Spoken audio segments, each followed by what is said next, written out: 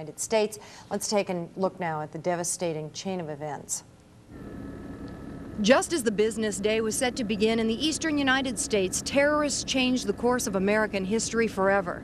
At 8:45 a.m. Eastern Time, an American Airlines flight bound for Los Angeles crashed into the North Tower of the World Trade Center. It was initially believed to be an accident. Then at 9:03 a.m., a United Airlines flight also bound for Los Angeles slammed into the South Tower, causing an explosion in the building's upper floors.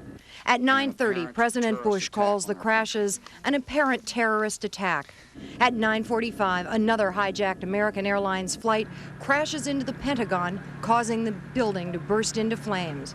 At 9:51, the FAA grounds all flights and reroutes incoming international flights to Canada.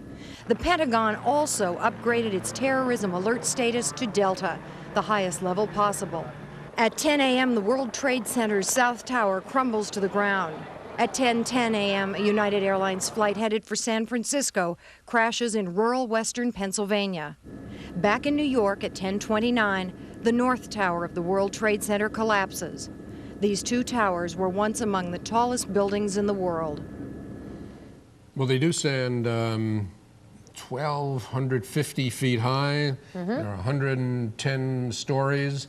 And both of those structures are non-existent tonight. They were the sixth largest, tallest buildings. So what are you finding on the computer right now? Well, I've been looking at some of the information here, basically just describing what is the World Trade Center, and they're just talking about the fact that it's a complex of buildings where a multitude of businesses. It's 16 acres. I mean, it's a big place. It is a huge area. Right. It's estimated that as many as 50,000 people work there, and that there may be 100,000 guests or tourists at any particular given time. Yeah. So that is, it boggles the mind to think of what the casualties might be. We can hope, we can pray that it's not as great as the thousands upon thousands that some people have speculated. Well, at 10 o'clock in the morning, you would expect most businesses to be basically in full gear. It's not lunch hour, people have just arrived.